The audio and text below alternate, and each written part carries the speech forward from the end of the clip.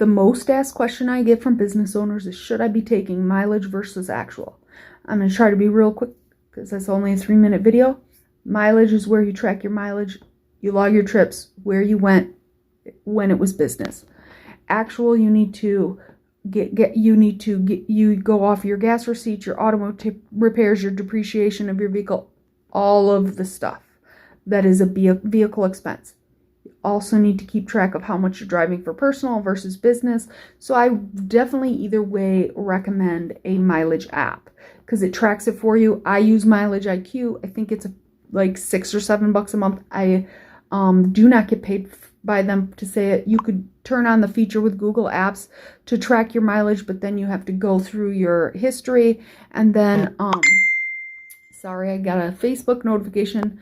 Then you have to go through your history and track what your mileage is that way. And I really like the Mileage app on my phone because you just swipe one way for business, swipe one way for personal. And then there's ways you can categorize it for medical also, because I track my medical miles. And then you export it to your sheet, to your email at the end of the year. And you take those mileage, you do an Excel doc, and then you can just calculate what your percentages are. And then it's really simple for at the end of the year. Unfortunately, there's no simple answer for me to tell you as a business owner whether you should be taking mileage or actual.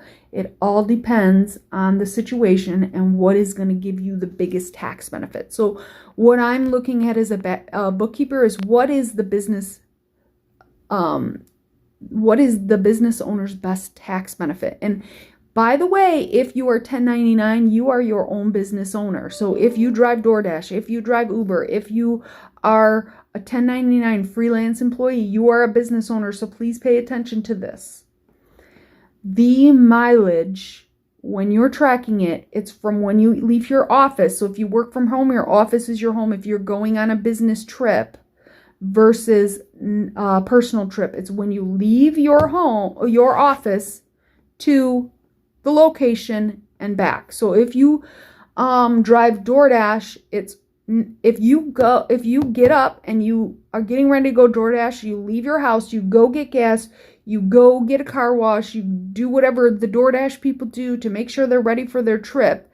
The minute you leave for that shift, whether you're actually on an active run or say you're driving around trying to find a good hot spot to a restaurant or whatever DoorDash drivers do, that all counts. So remember, count all your mileage, and that's how you will find out if it's better to do mileage versus actual.